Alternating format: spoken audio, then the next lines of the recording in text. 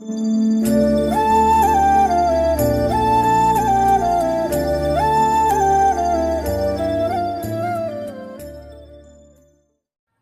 Guys, welcome back to my YouTube channel signing off Lucky Nari channel అండి. అందరికీ నమస్కారం.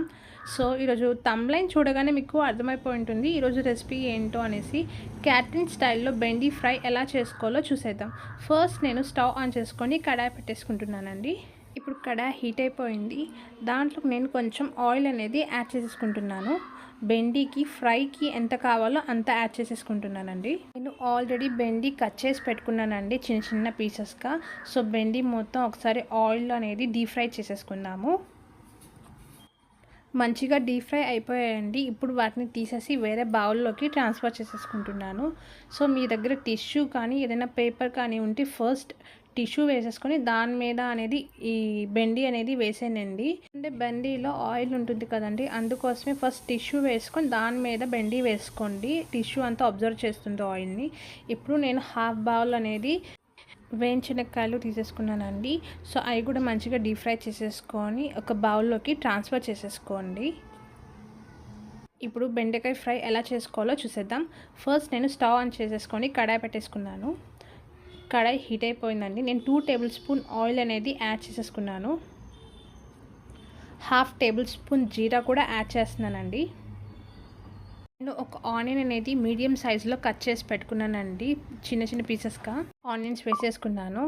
ఇప్పుడు నేను 2 ఎండుమిర్చి అనేది చీల్చి వేసేసుకుంటున్నాను. ఒకసారి మంచిగా గరిటెతో కలబెట్టేసేద్దాము. ఇప్పుడు హాఫ్ టేబుల్ స్పూన్ పసుపు అలాగే 1 టేబుల్ స్పూన్ సాల్ట్ యాడ్ చేసేసుకొని ఒకసారి గరిటెతో కలబెట్టేసుకుందామండి. మంచిగా కలబెట్టేసామండి ఒక 2 మినిట్స్. ఇప్పుడు దాంట్లోకి బెండకాయ అంతా యాడ్ చేసేస్తున్నానండి. ఒకసారి గరిటెతో మంచిగా కలబెట్టేద్దాం. మనం ఫ్రై చేసుకున్న వేయించినకాయలు కూడా యాడ్ చేసేసుకుందామండి.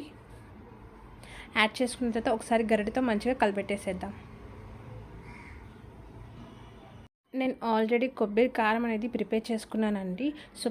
సో ఎలా చేయాలనేది నేను నెక్స్ట్ వీడియోలో మీకు చేసి చూపిస్తాను, కారం ఎలా ప్రిపేర్ చేసుకున్నాను అనేసి.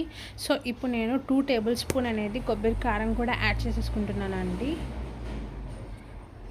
ఒకసారి గరిటెతో మంచిగా ఆ మసాలా అంతా దానికి పట్టేలాగా మంచిగా కలిపేసుకుందాం. ఆయిల్లో ఫ్రై చేసాం కాబట్టి కారం అనేది ఎక్కువ పడుతుందండి. ఒకసారి టేస్ట్ చేసి చూసుకోండి, ఉప్పు కారం సరిపోయిందా లేదా అనేసి ఒకసారి చెక్ చేసుకోండి. సింపుల్గా బెండి ఫ్రై క్యాటరింగ్ స్టైల్ ఎలా చేసుకోవాలో చూసేసాము. Subscribe to Lucky Nari channel అండి. See you next vlog. Bye.